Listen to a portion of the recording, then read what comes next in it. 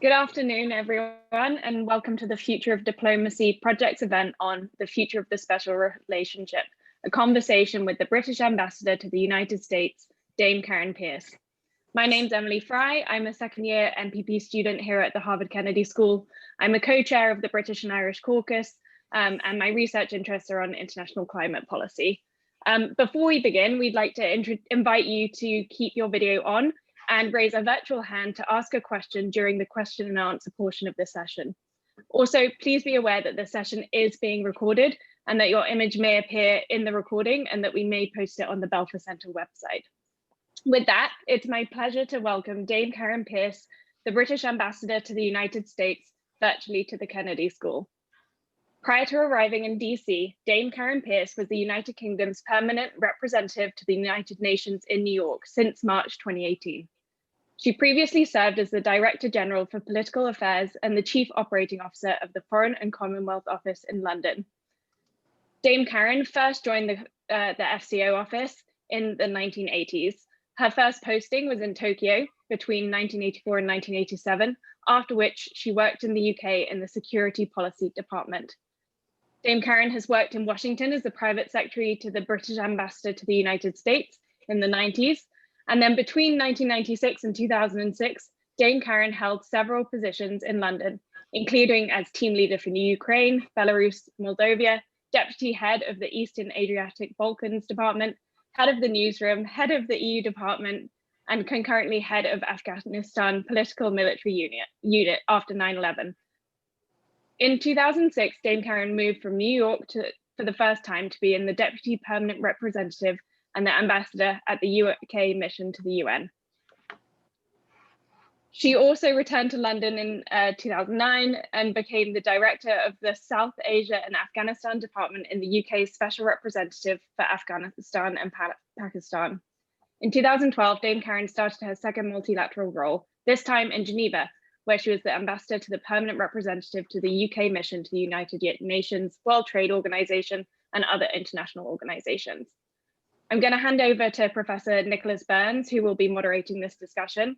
Professor Burns is the faculty chair for the Future of Diplomacy project and the Goodman Family Professor of Practice of Diplomacy and International Relations at the Harvard Kennedy School. Thanks for joining us. Emily, thank you very much for that great introduction of Dame Karen Pierce. We're so pleased to welcome here, albeit via Zoom, hopefully in person sometime post-pandemic, but it's such a pleasure to have you here, Ambassador. And Emily, thank you for that introduction. This is Zoom Interactive, so I'm looking around the screen. I see Douglas Alexander, our great friend. Douglas is a fellow in our program here at Harvard, our Future of Diplomacy project, former member of the British Parliament, former minister in the British government, former shadow foreign secretary, and a great friend of mine. Ambassador Douglas took me to my first Premier League match. Wow. In South London, Crystal Palace, a year and a half ago. It was an unforgettable experience, and I think the right team won. Douglas will tell you about that. I also want to say hello to David Greenway, great friend, former foreign editor of the Boston Globe, foreign correspondent for the Washington Post. I want to welcome Professor Carl Kaiser. Ambassador Carl is the Dean of our European Studies here at Harvard, has been with the university for a long time, and I'm sure you'll hear from him. I want to thank Catherine Kluver-Ashbrook and Erica Meneselis. They form the backbone of the Future Diplomacy Project. Erica organized this meeting, so welcome to everybody. We're looking forward to a good conversation about the future of what I think still is and must be a special relationship between the United Kingdom and the United States. We'll talk about that. I'm going to ask the ambassador a few questions. We'll have a conversation, then we'll bring all of you in, at least as many as we can get in an hour and 15 or hour and 20 minutes. And Ambassador, welcome. We've had a chance to talk a little bit. I noticed an article in the New York Times last week talking about how challenging it was for ambassadors in Washington to meet Americans and to deal with the Congress and to meet the administration because of the restrictions imposed by the pandemic. You were featured in that article, and I know you well enough to know that you have found a way around the restrictions of the coronavirus to make sure that Britain's voice is being heard in Washington. Tell us about how unusual a time this is to be an ambassador overseas for your country, and welcome. Well, thank you, Professor. Thank you, Nick. And it's fantastic that Douglas is also on the line. So hello to Douglas. I think that the fundamental issue is that diplomacy is a contact sport. And while you can do a certain amount over Zoom, those relationships you need to forge, which are also so you can influence people. It's not just about being friendly, important as that is. It's about understanding other people's motivations. It's about knowing a lot about where they're coming from. And it's about using that to get across your point of view. And we were talking just before this began, Nick, about a dinner that you hosted when you were Under Secretary on the Balkans for the contact group in Washington. And I remember going with Douglas to Sarajevo and seeing one of the most difficult politicians in Bosnia at the time. And we saw him in the ambassador's garden eating chocolate cake. And the significance of that is that it helped form a relationship and helped form a non-threatening setting that made it easier to have the difficult conversations. And I think that's what we're missing in diplomacy at the moment. And then I'm relatively new. I came to Washington in March. It's my fourth posting in the US, 2 at the UN. This is my second time in DC, as Emily said. And I think it would just be very difficult if I didn't know anything about America at all, to have to do everything virtually. So I've really relied on my former knowledge and my ability to work out which street is where in Washington. But I'm very struck by how you can make a lot of phone calls and do a lot of Zoom panels, but without human contact, it's very difficult to build a bedrock of solid relationships. But we keep at it, as you said. We've got to keep at it because there isn't an alternative at the moment. It's possible to do small gatherings in person in Washington under the COVID rules. So we make the most of those. We sit outside. People bring their ski jackets. It's not the sort of diplomacy that you and I are used to, but so far it seems to be working. Thank you, Karen. And let's get to the issues. It seems to me, I'm outside government, obviously up here at Harvard, that the Trump administration has had an effective relationship, a productive relationship with the current British government, your government, with Prime Minister Boris Johnson. You've been able to do a number of things together, and that's good for both of our countries. Now, of course, you're going to adjust to the person who actually won the November 3rd election, and that's Joe Biden. He won. He's the victor. He'll have between 51 and 52. I'm just proselytizing here. 51 and 52% of the vote. He'll have a 5 to 6 million vote margin. He's the clear winner. And it's been really good to see the transparency of the Biden transition team. As the president-elect has had these phone calls with the Canadian Prime Minister and Angela Merkel and with Emmanuel Macron and Bibi Netanyahu, and now the East Asians, had a phone call with Prime Minister Johnson, and the Biden transition team puts out a public notice. Here's what they talked about. Tell us, I mean, obviously there's a lot you probably cannot say about that call, but the two men need to form a relationship. There needs to be trust, lots of issues. How'd that phone call go, and how's this transition going to go from Donald Trump to Joe Biden and Kamala Harris for the UK government? Thanks, Nick. I think the first thing to say is that my job's America, Prime Minister's job's America, and Boris Johnson came out and said the most important thing is that the British Prime Minister of the day gets on with the American President of the day, and we continue to advance the special relationship in all its facets, right across all areas of security, economic, social, other policy, and of course we forge all the people-to-people links that are also very strong. So yes, Boris Johnson, the President-elect Biden called Boris Johnson. I think he, in the end, was the first European leader to receive a phone call, but we don't worry about that because someone's got to be first and someone's got to be last. And if you worry about that sort of thing, I think it shows you haven't got anything more substantive to think about. So as you say, they had a really good meaty conversation, lasted about half an hour. We are about, as Britain, to take over the G7 presidency from the United States. So the president-elect and prime minister talked about that. They talked about the importance of a COVID recovery that's more sustainable, highlights green-friendly policies, and also highlights open societies. Prime Minister very keen to give space for the president-elect once he takes over to be able to set out his view of how the G7 should be operating. And they also spent a lot of time talking about climate. The Brits, along with Italy, will host COP26 in November in Glasgow. The president-elect made very clear his strong attachment and motivation to making a transformative difference on climate. The Prime Minister invited him or Vice President-elect Harris to attend COP26. And I think what this has really done is ensured that the level of ambition on climate change now, tackling that, has really shot up now that we can rely on the federal government as well as on individual state and city hall governments. And then they talked a little bit about foreign policy, Euro-Atlantic things. We've got a big foreign policy agenda, as you know, got to include Iran as well. How do we get dealing with Russia and China right? A lot to talk about. It was very warm.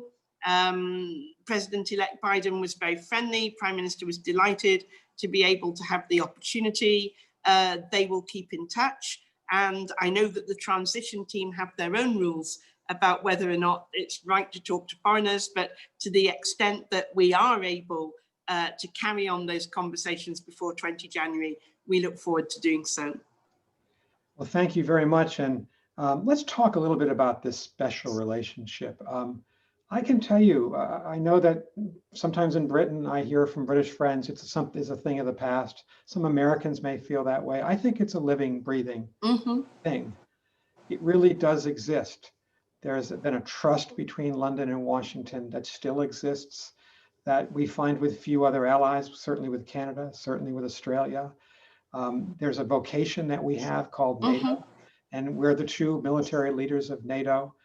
We need to have a new free trade agreement, hopefully at some point, between the United States and the United Kingdom as you exit the EU. I would say, Karen, that Britain is still, if you include Britain among all the European countries, the most globally minded, and in many ways the most globally capable. I'm doing a good job making the case for Britain. You're doing an excellent job. Good. I needn't say a word. So, but here comes so we can talk about how to reimagine that relationship. But there's I think, a big immediate problem, at least that I see. It's the way that Britain exits from the EU. It's the fact that a lot of people on this side of the Atlantic, very concerned with Ireland, and in Boston, we're the capital of Irish America, that if Britain leaves the EU in such a way that a hard border is reimposed between the Republic of Ireland and Northern Ireland, I think there's going to be great unhappiness in the United States. You saw when Dominic Raab, of course, was up on Capitol Hill just a couple of months ago, Nancy Pelosi, the speaker, issued a statement saying there will be no US-UK free trade agreement if, in fact, the Good Friday Agreement is undermined. And candidate Joe Biden issued another statement saying exactly that as well. How worried are you about that? Do you think the exit from the EU will be clean enough that the Good Friday Agreement will be intact and we will not see a hard border reimposed on the island of Ireland? That's a really important question, Nick. And as you say, it's been one of the fundamental things when the Foreign Secretary visited Washington earlier this year. I might just start by saying that President-elect Biden on the call did mention the importance of the special relationship. And they did talk a little bit about the free trade agreement, and the Prime Minister gave him a categorical assurance that whatever we did with Europe, that the EU, our commitment to the Good Friday Agreement was steadfast. There would not be infrastructure at the border. There would not be any more infrastructure at the border. There would not be a hard border between Northern Ireland and Ireland. And I can come back to that in a minute. I think in your general question, you know, as we are a global power, we're not at the level of the United States, but we like to think of ourselves as a medium ranking power with global reach. And I think that's unusual, certainly unusual among all NATO partners. NATO is incredibly important to us. Like the United States, we give our nuclear deterrence to NATO, which France, the other nuclear power in Europe, does not. And we have very many areas of cooperation with the American armed forces. So it really is shared endeavors in war and peace. But I understand people who think if we leave the European Union, will we still have this global reach? I think we'll have it more than ever, to be honest, because we will be able to do cooperative things, not just with America, but with Australia, with Canada, with Japan, with Singapore, with Mexico, with others, that at the moment we would be constrained by European Union policy from doing. So I think it's an opportunity. I think it's up to the Brits to make the most of it, but I think we're well placed to do that. We have just absorbed our development ministry and merged it with our foreign ministry. So the diplomatic and development side are now brought very closely together. And given that we're one of the very few developed countries that meets the UN target of 0.7% of GNI in overseas assistance, I think that also kind of underscores the global reach side and how we can contribute to stability. Coming back to EU exit, we have talks ongoing at the moment with the European Union in the hope that we might be able to agree a trade deal. The Prime Minister would very much like to do this, as people are trying very hard to find points of agreement. There are two areas that are difficult. One is fish. This is one of those issues that has a resonance for both Britain and France that might seem strange to Americans, but it goes back even before Britain joined the EU in the 70s. And the other one is all about state aid, government aid to industry. So they're difficult technical issues, but we hope to be able to make progress. If we can do a deal with the European Union, then that will demonstrate to everybody in a very practical way that the Good Friday Agreement is safe and incorporated into the agreement. Even if we do not manage a deal with the European Union, and it's the government's intention to try and have that deal, there will still be a joint commission enabling us to continue discussing the Northern Ireland issue and where it fits in with the European Union. And of course, we talk to the Irish all the time. The other thing I might say is that the common travel area between the island of Ireland and the British mainland is not affected at all. That common travel area for people existed before both Ireland and Britain joined the EU, and it will continue. It's not affected in any way. What we're talking about fundamentally is the passage of goods. Karen, thank you very much. I just have two more questions for you, and then I'm going to open it up, and I just would ask anyone who would like to make a comment or ask a question. If you, I think you all know Zoom protocol, just go into the participants bar, which should be at the bottom. It could be at the top of your screen, press the raise hand button. I'll call on everybody in order that people ask to speak, and we'll get as many questions in as we can. But Karen, for you, just two more questions. I wanted to ask you about Iran. Obviously, Britain and the United States were present at the creation of the P5+1. In fact, it was created at a London restaurant and at a dinner hosted by John Soares, the political director of the UK Foreign Ministry, in December 2005. That's when Britain, France, Germany, the United States, China, and Russia came together and said, we all want to prevent an Iranian nuclear weapons capacity, but we're willing to negotiate, and we're also willing to sanction. December 2005. And I was present at that meeting as the American political director under John's chairmanship. We've come a long way since then. Our two countries succeeded with the others in bringing Iran to an agreement in July 2015. President Trump, I think very unwisely, brought us out of that deal and didn't replace it with anything. Is it Britain's hope that the United States will return to negotiations? And is it possible to negotiate with the Iranians at a time when they're beginning to reconstitute their nuclear program itself? And is it realistic to think they could go back to zero enrichment and zero plutonium processing? Because you really want to start there, I would think. Your thoughts on that? I think that's an incredibly good point, Nick. And I think, you know, the nuclear deal, the JCPOA, began in that restaurant with you and John. I mean, that made an enormous contribution to stability, but it also made an enormous contribution to non-proliferation. And we shouldn't neglect that aspect of it. It was a major contribution to global non-proliferation from a country that was becoming very dangerous. And I was working on the Security Council resolutions that flowed from that London restaurant agreement.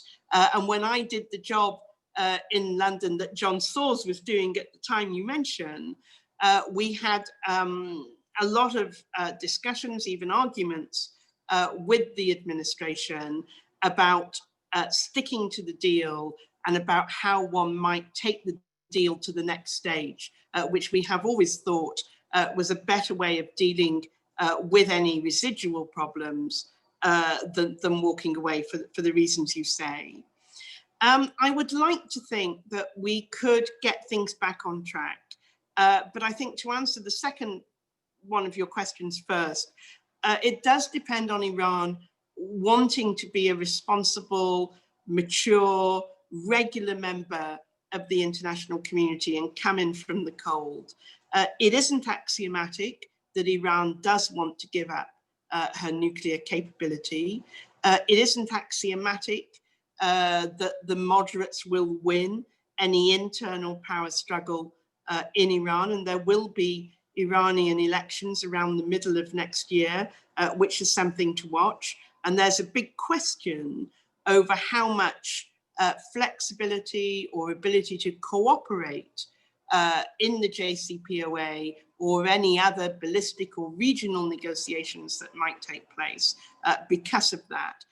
But nevertheless, we are very pleased that the JCPOA is still in existence. The nuclear deal is still in existence. To be absolutely honest, it's a shadow of its former self because Iran has walked away from so many of its provisions. But the most important thing is that there is a route back. We believe that the Biden administration really want to find that route and that they will be strong supporters of standing up the nuclear deal, and that together we can craft a way forward that really enhances regional stability, that reduces the nuclear non-proliferation threat, and also that enables Iran eventually to get on a course to being a regular, normal member of the international community and coming in from the cold. Thank you very much. And I'm sure you'll get some questions on that about ballistic missiles, about Iran's violent behavior in Yemen, Iraq, Syria, Lebanon, Gaza, which complicates the matter. That's a very complicated. Definitely. I have a last question. Before I do, I was remiss in not recognizing Peter Abbott, who is the UK Consul General. Oh, yes. Yeah. Here in New England. And we'd like to think, Karen, that this is your most important consulate in the United States. Yes. Boston and New England. Not California or Texas or any place else. And Paul it's possibly Tucker. The oldest. Well, we hope it's the oldest. It should be. Yeah, it should be the oldest. Exactly. Welcome to Peter. And I want to also recognize Paul Tucker. Paul has been. Yes, I saw Paul. Yeah, I saw his face. Harvard. I'm sorry to be late. Larry Summers and I are teaching a course for senior undergraduates, and it's only just finished. I'm sorry to be rude and only appear now. Nice to see you. Thank you, Nick, for inviting me. We're delighted you're here, Paul. And whenever we get a difficult question in the next hour on macroeconomics, we're just going to ask you to pull forth on that. So, Karen, my last question is this. We talked a little bit about it, and you and I have talked about this previously when you first arrived. We have to recreate and reimagine the special relationship. We have to do it, not just because we're sentimental, but because it's necessary. I'm part of American Ditchley, and we're supporting Mother Ditchley in Oxfordshire. And we had a conference, a Zoom conference, 2 days in September about how could we reimagine and reconstruct and renew the US-UK special relationship. I must say, we ended that conference, I think, on an up note, thinking there's a lot we can do. And we talked about some of it. From a US perspective, Britain is our most important partner at NATO. It is by a long mile our most capable military partner inside the NATO alliance, number one. Number two, there's the huge investment. The UK is the single largest investor in the American economy. Number three, of course, is our values. And the fact that we're both globally oriented at a time when China, look what it's done to Hong Kong, just in the last 24 hours to smother Hong Kong's democracy. And look what's happening to the Uyghurs. And think what almost happened to Alexei Navalny, the attempted murder by the Putin government of Alexei Navalny, and the hundreds of thousands of people taken to the streets of Belarus every weekend, and they won't stop. And yet, on the American side, and I'll just say this, I don't expect you to agree with it, the United States has been silent.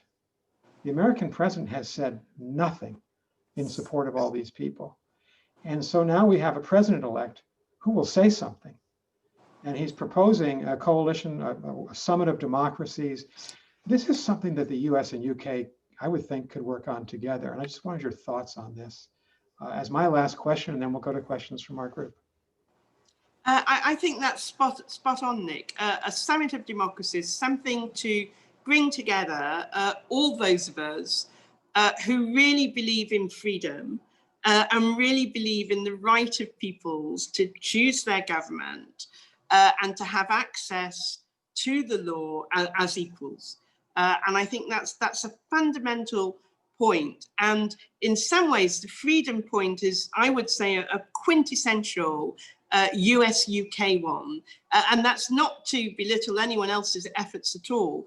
Just that is what it's built on. And that was what grew out of the Second World War in particular. And if Boris Johnson were here, he would make the point that the world needs America to be engaged in it. The world is safer if America is the preeminent force. And we see our role as enabling that, as supporting it, as burden sharing with it. We too aspire to be a force for good. And there's a lot, as you said, that Britain and America can do together in that mold. And I've been in meetings where Boris Johnson has told President Trump this. So it's very much been on his mind for a while. So the fact that the incoming administration will put a lot of emphasis on the international arena, that is great. And we stand by to use the G7 and NATO and our role there in whatever way will best enable all those goals. I think we are, the US is also our most important bilateral relationship. We are, as you say, big investors and exporters. The converse is true. I went to West Point recently and I asked the cadets what they thought of the UK, and they looked at me as if I was dumb. And they said, "Oh, don't be silly, Ambassador, ally number one, no question." So that was quite good to hear from the next generation.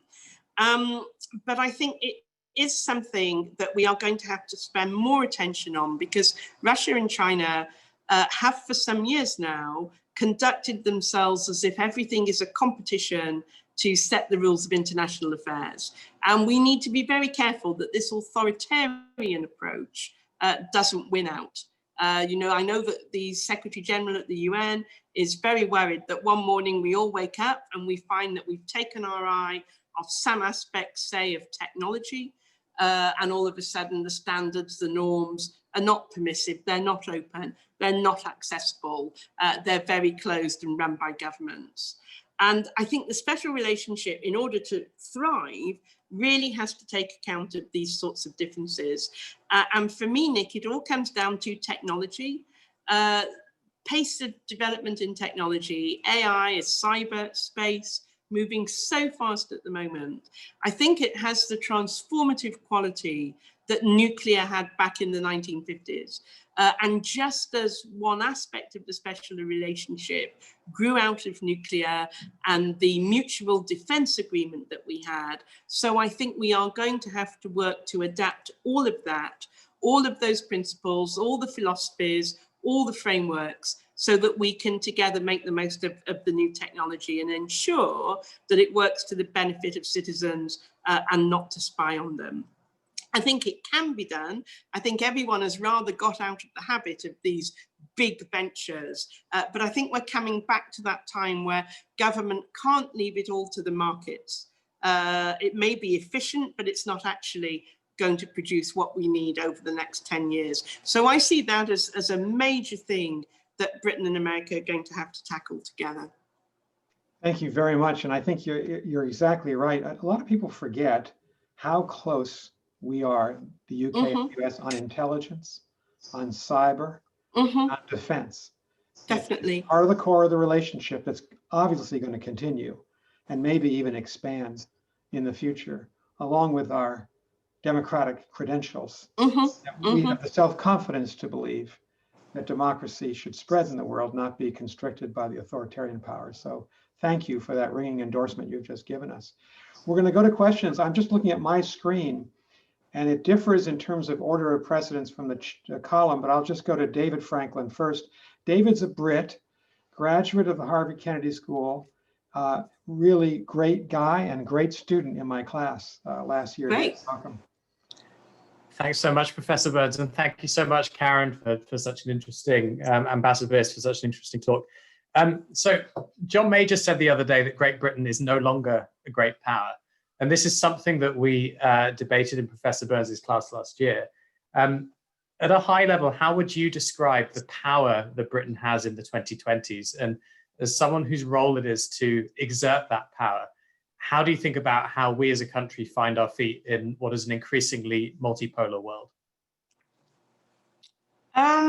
I can start with the last point you made, David, about a multipolar world. I'm not so sure it is a multipolar world, to be honest.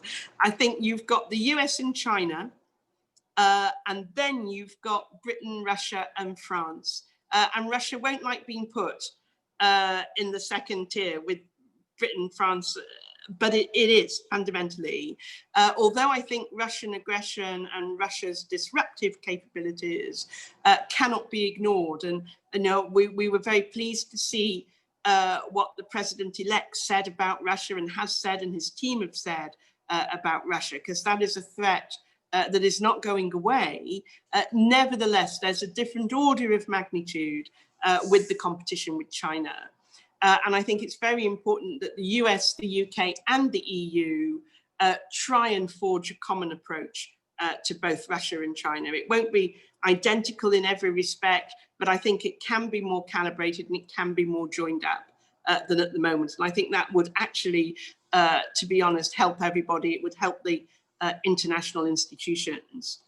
As far as the UK goes, I think we've always known that as we leave the European Union, because we've left the European Union, places like the UN, NATO, the international financial institutions, they become a bigger stage, an even bigger stage for us to be an active, independent player.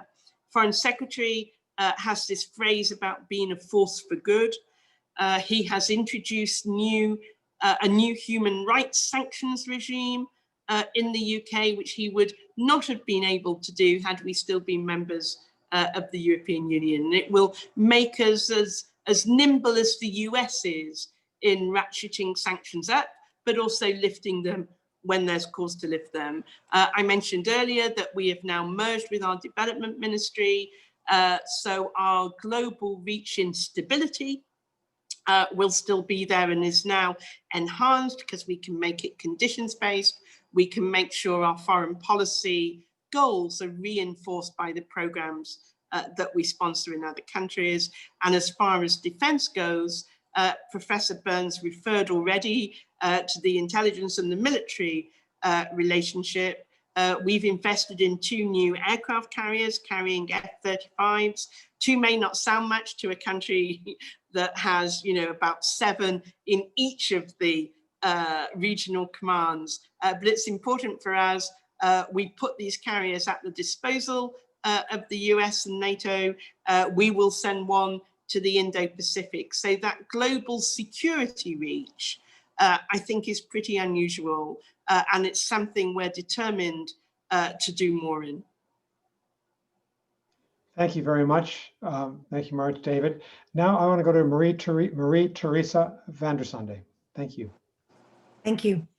I'm with MIT, the Office of Corporate Relations, where we have the Industrial Liaison Program, and I work with several British companies and two of the parts of the government.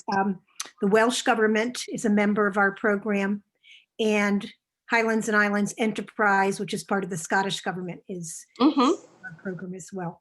So, Ambassador, I want to ask you, of course, the Scots voted to stay in the UK back in 2014, and some people feel that was because they wanted to stay in the European Union. Do you think with Brexit that the Scots will ask for another referendum and vote for independence? Some people in Scotland, Marie-Theresa, will definitely ask for another independence referendum. And they've made, some parts of the Scottish Nationalist Party have made clear that they will ask. They need the approval of the UK government as a whole at Westminster to hold a referendum. And John Major, who David mentioned, I think he has suggested there should be a weighted referendum in some way when the time comes, and have 2 referenda. That certainly used to be the way of approaching the question of Scottish independence in the past. I think it is complicated, though, because Scotland's economy very much depends on the economy of the UK as a whole. So it's not a straightforward matter of becoming independent and then being able to run your own economy in the way you'd want. And I think the question of independence will ultimately be answered by whether or not the UK has as successful an economy outside the European Union as in it. So we are the 5th, by some measure, the 6th largest economy in the world. If we stay that way, and the current level of support from the UK to Scotland continues, it's a higher level of support than to any other part of the British mainland. Northern Ireland is a bit different. Then I think the question will gradually go away. But obviously there's a big risk if that isn't the case. However, we are confident, the government is confident that the UK economy will thrive. We will be able to do trade still with our European as well as our American partners, and that therefore the question will not be a threat. But for the moment, the government's position is that they will not authorize, will not put to Parliament the means to authorize another independence referendum. Thank you. Thank you very much. Let me go to Graham Thompson and then to Douglas Alexander. Graham, you're muted, I believe. Apologies, can you hear me now? We can, thank you. I'm switching back and forth between headphones and the computer all day. So thank you very much for the talk, Ambassador Pierce. Coming at this as a Canadian, I wonder if you could speak a little bit to, I've seen the development since the Brexit referendum, more ministerial statements, ministerial meetings coming out among the Five Eyes countries, particularly on China and Hong Kong. That used to not be something we saw a lot of, but now we're seeing it more in the foreign policy world as much as maybe in the intelligence world. 4 of these countries, of course, are on the Pacific, and the UK, as you've alluded to, has significant interests in the Indo-Pacific, as well as potential for moving an aircraft carrier there. So I wonder if you could just touch on the subject of increased cooperation among the Five Eyes, in addition to the more specific question of the special relationship. Yeah, sure. No, I think it's a great question. I mean, there's no doubt that there is more and more being done among the Five Eyes countries. So Canada, Australia, New Zealand, US, UK. The intelligence cooperation between those 5 countries is unique. And that's often what drives this. But you're absolutely right, Graham. We've moved into more foreign policy. Some of that is pragmatic. If you want to get a statement agreed, I promise you, you can get it agreed quicker, even though 2 of those countries are in the Pacific, than if you try and get a statement agreed among European countries or even G7 countries. It's just the way things work because the ministries know each other well. It's a common language. It just helps. So Five Eyes can actually react pretty fast. I think over the coming years, we will see a development whereby D10, so-called 10 democracies, leading democracies, becomes more and more important. And I think this goes back to the point we were talking about open societies. While those leading democracies might not have everything in common, there's no doubt that what they have in common is the openness, democracy, liberal approach to trade. And those are the things we're really going to have to foster, partly because of COVID recovery, partly because, to be blunt about it, the rise of China will demand that. So I think it will be an area where you see more Five Eyes, but I think we're actually going to see something bigger than that, and it will be a D10 as well as a G7 approach to some of these big issues. Thank you very much, Graham. Thank you, Karen. Douglas. Thank you, Nick, and welcome, Karen. It's great to see you again. I think it would take more than a global pandemic to stop Karen doing her job representing the people of the United Kingdom. I can think of no better voice for the British government. So thank you for all the work that you're doing in Washington. Let me ask you a couple of questions. Clearly, as we look ahead to 2021, there is both the G7 and the COP26 meeting, as you mentioned, in Glasgow. What would be your ask and your offer to the American government as the British government as we look ahead to those 2 major multilateral moments? I first met President-elect Biden now when I was along with Gordon Brown in the run-up to the G20 meeting in April of 2009. And it's very clear that even back then, he was willing to put in the hard yards and travel to make the case for multilateralism. So what's your sense in terms of what we could actually achieve, and what will you be asking for the Americans' help in achieving as we look ahead to those 2 multilateral moments? Great. Well, thanks very much, Douglas. It's so nice to see you again. And everything I know about diplomacy, I learned from you and Nick and this guy, John Sawles, we mentioned earlier. So I owe you all a big debt.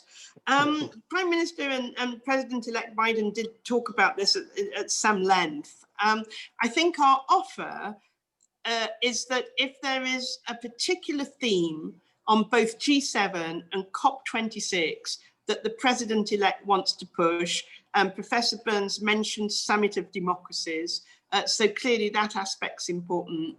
We are absolutely ready to work with the new administration to give them space to advance their own ideas, because it is going to be quite a crowded international agenda next year.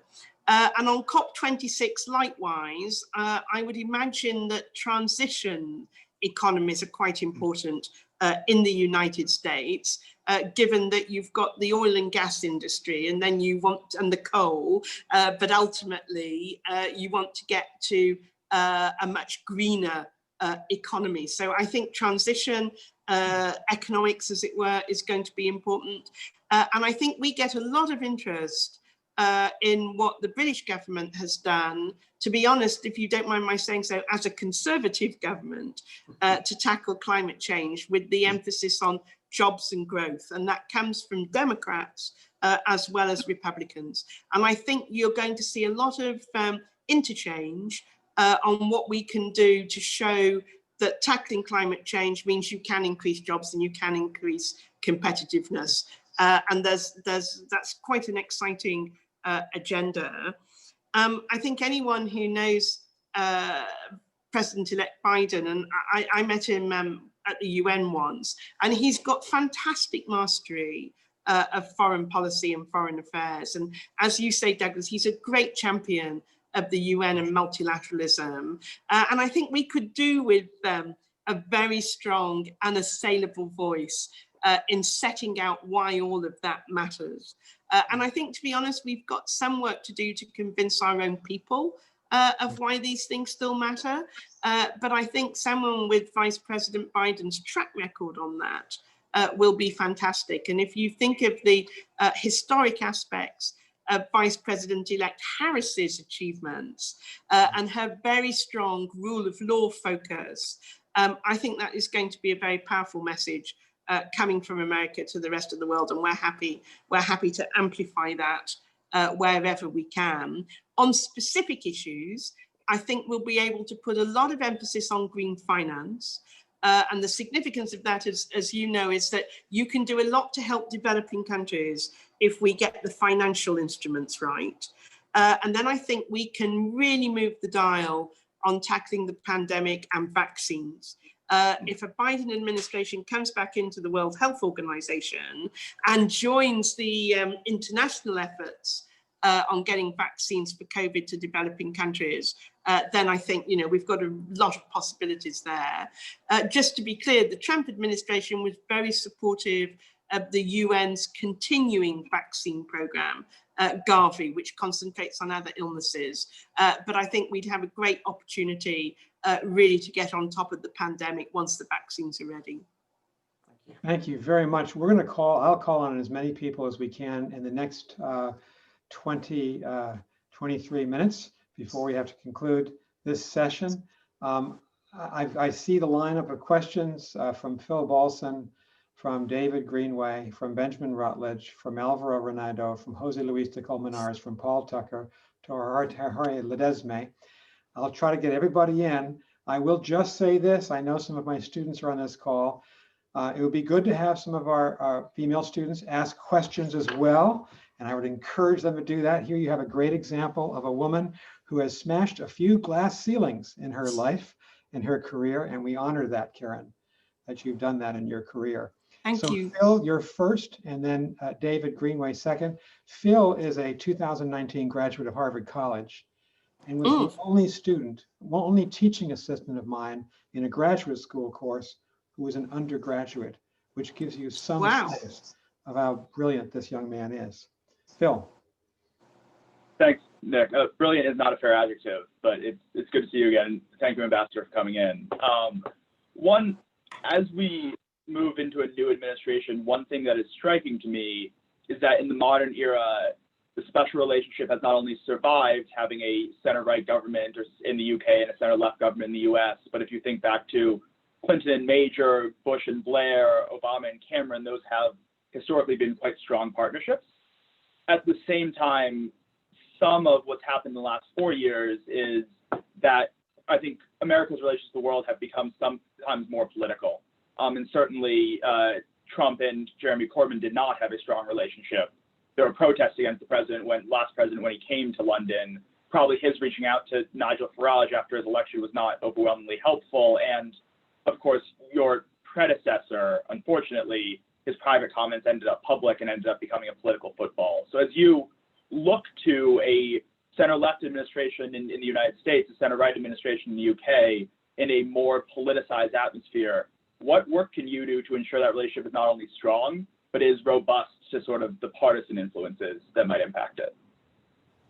Great, thanks very much. I ought to explain at some point that my husband was at Harvard Business School, which I know is probably not likely to endear us to the Kennedy School, but there you go. We're fraternal cousins. We get along. I think if you go back to Roosevelt, Churchill, let's start there. And there was one point where Churchill, on one of his many visits to the White House to see President Roosevelt, was talking about life after the war. And it was clear that Churchill, in his mind, envisaged that at least some of what was then the British Empire would survive. And President Roosevelt was saying yes to all of this.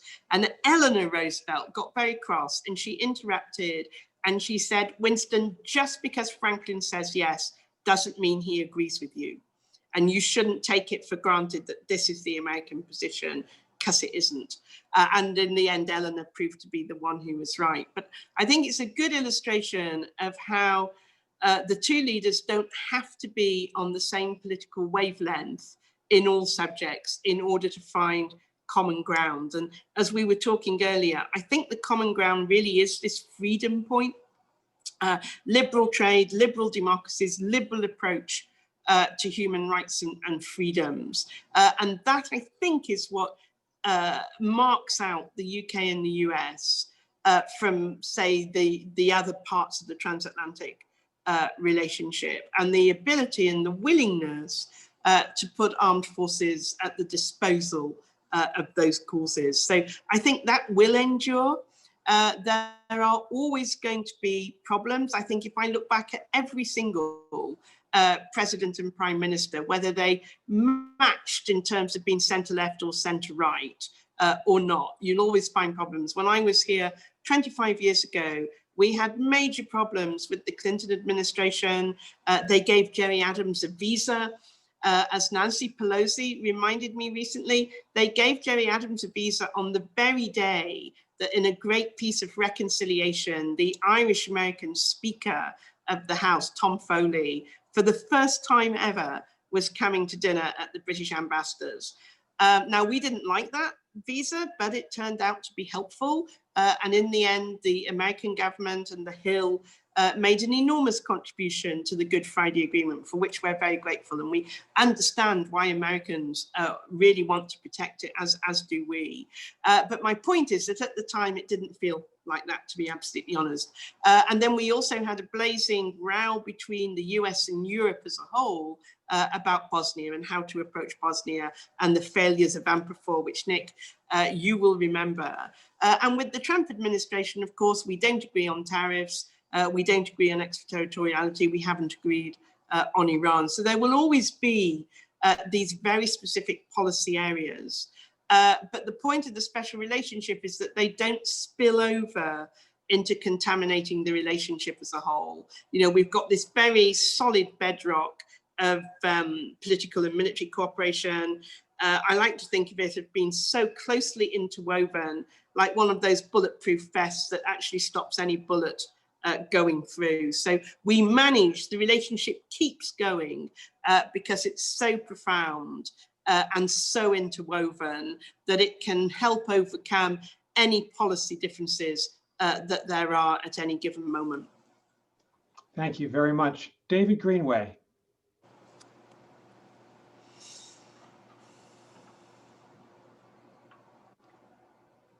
David, are you muted? I think you're muted, David.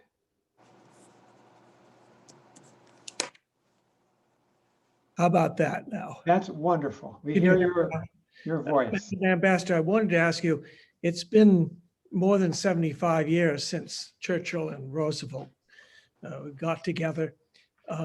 We've talked about the strains in this country about the special relationship, but how firm is that in the British public?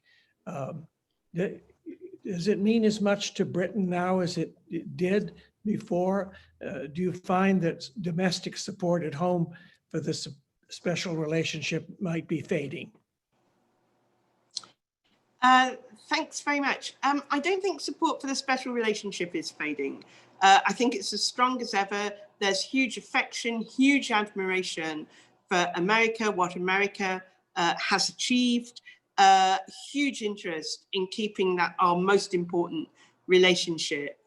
What I will say, if I may, is that sometimes there is disappointment that America has not been more engaged on the world stage at a difficult time in world history. Not just because of COVID, but primarily because of the rise of China and the more aggressive stance from Russia. And like everyone who's disappointed, it tends to get a bit emotional at times. But fundamentally, the British people are huge supporters and admirers of the United States of America and would like the relationship to be thicker. There are the policy disagreements, of course. People were distressed by what was happening to children being separated from their parents, say. Theresa May spoke about that herself. And we have watched the Black Lives Matter protest with concern, but also with a very strong appreciation that we have our own problems in the racial justice area as well.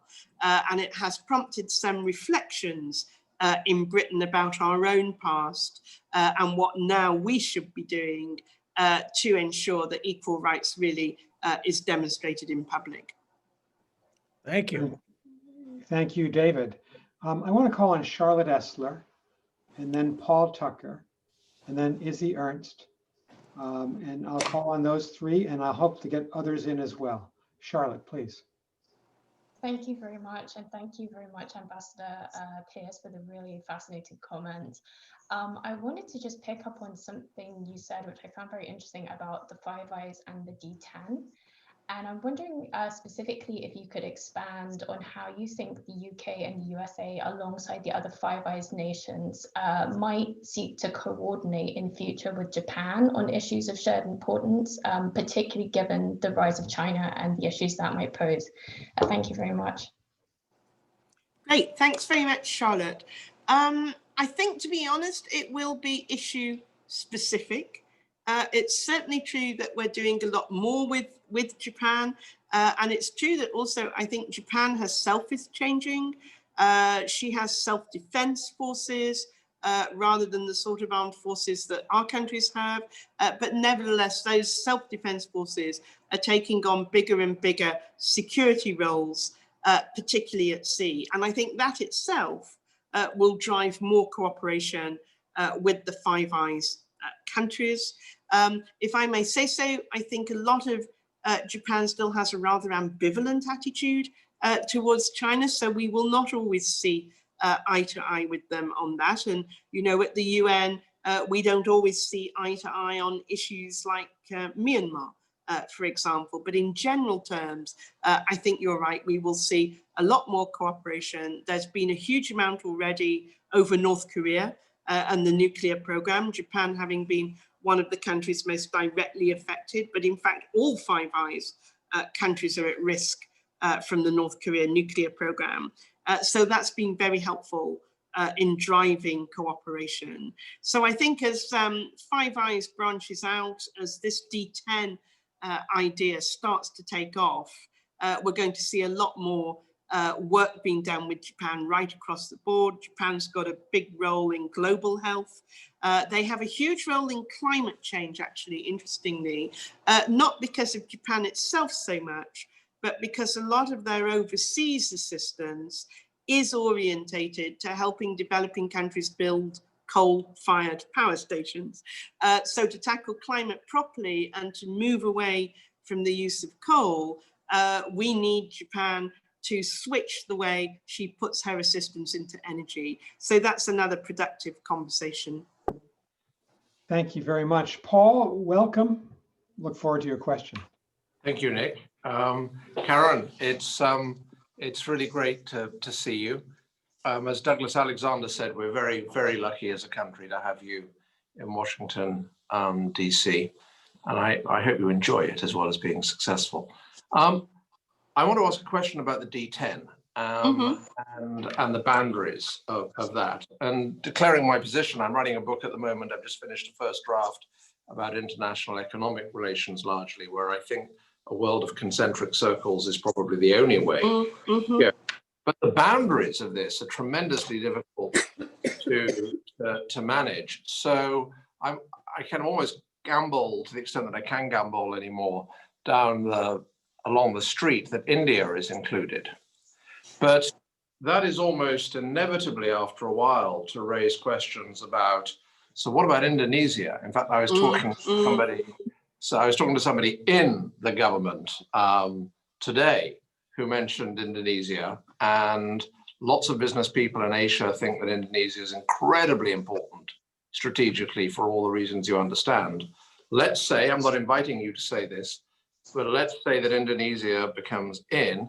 So then how do you keep Brazil out?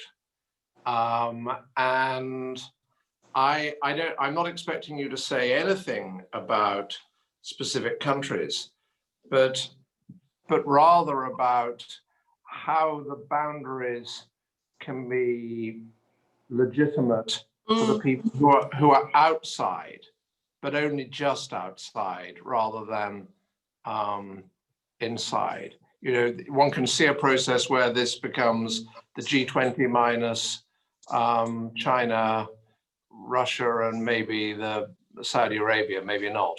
Or one can see it as a process that stays with the D10. Anything you say about that, I think, will be fascinating. No, it's a great question, and I remember at the time that the Cold War ended, we used to spend hours and hours in foreign ministries about concentric circles, but I think it's probably better referred to as variable geometry, especially now, because I don't think it is anymore a question of having a very small nucleus of countries, and then you wrap those round with increasing circles of broader countries who meet fewer of the common criteria, but nevertheless meet common criteria in the way that G20 was created after G7. And it's true that if you look at G7, you've got not just the major democracies, but the major industrialized nations, which is not true. Neither of those things are true of G20. So you're right, what standard, what formula do you use, and how legitimate is a body that the members of it itself decide they should be all together? It's not like the Security Council and the P5, where that is enshrined from the word go in the UN Charter, say, and there are other examples of that. I think it's early days for the D10 idea, to be honest. The Atlantic Council, which is a think tank in Washington, actually has a formal D10 program with 10 countries in the European Union mentioned, but that's not an official group in the way that a G7 or G20 is an official group. And I think the answer, to be honest, Paul, will be that it will be issue specific. There will be some countries, probably the G7 countries or the Five Eyes countries, that will be common to most of the enterprises that are underway in international politics or international economics.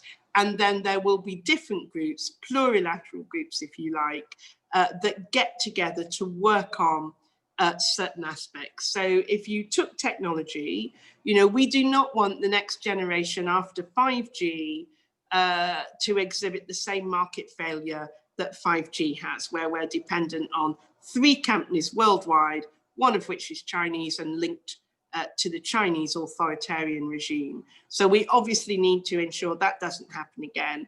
And I could see a D10 grouping, which probably would include India, given it's about technology, that work very hard on collaborating. So we put ourselves, we leapfrog Chinese, we put ourselves at the van of this, and we make sure it's an open system. But I could also see a financial stability group that by definition would have a slightly different cast list.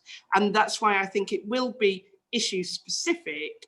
And I would hope myself that in terms of umbrellas, it would reinforce the work of the UN and reinforce the work of the World Bank and the IMF, but also critically drive the UN to cooperate more closely with the IFIs.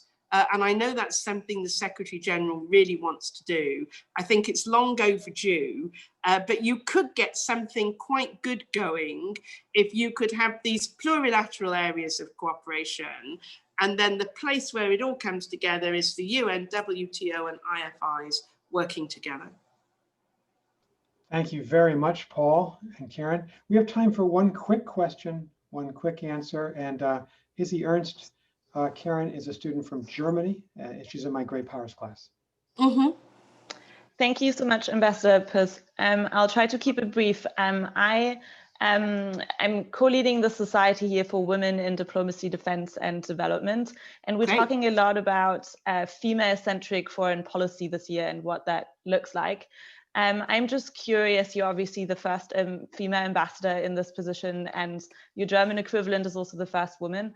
What do you think is the impact of increasingly having more and more women at the highest level shaping foreign policy on both sides of the Atlantic? That's a great question.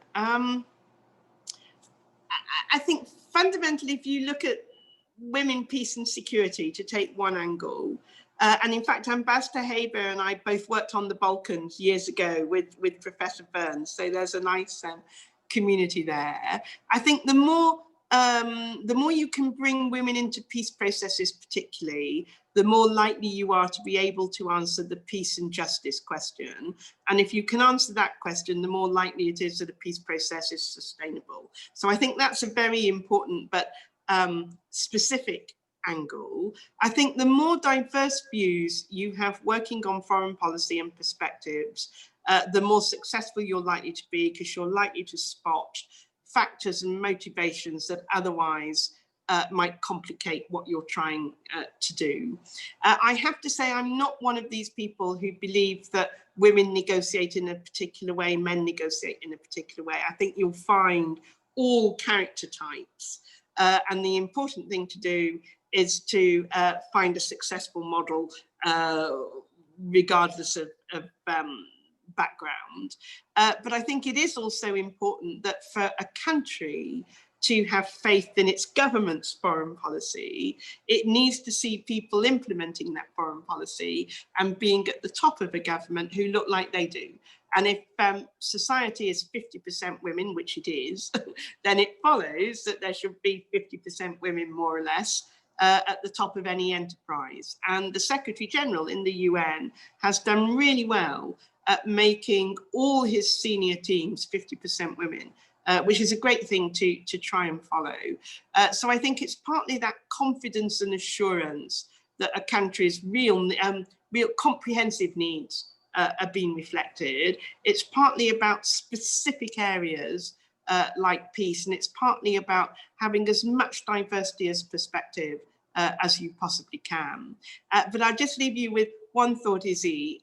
When I was in Kabul, when I was the ambassador there, my car got stopped, and they were very curious because I was a woman, and they were not inclined to believe that I should be allowed to proceed and that I was really the British ambassador.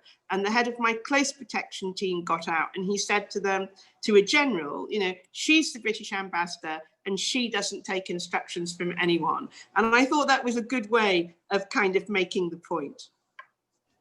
And that is a very good question and answer to conclude this session. With apologies to the people who wanted to speak, everyone else, we've learned a lot from the ambassador over the last hour and 15 minutes.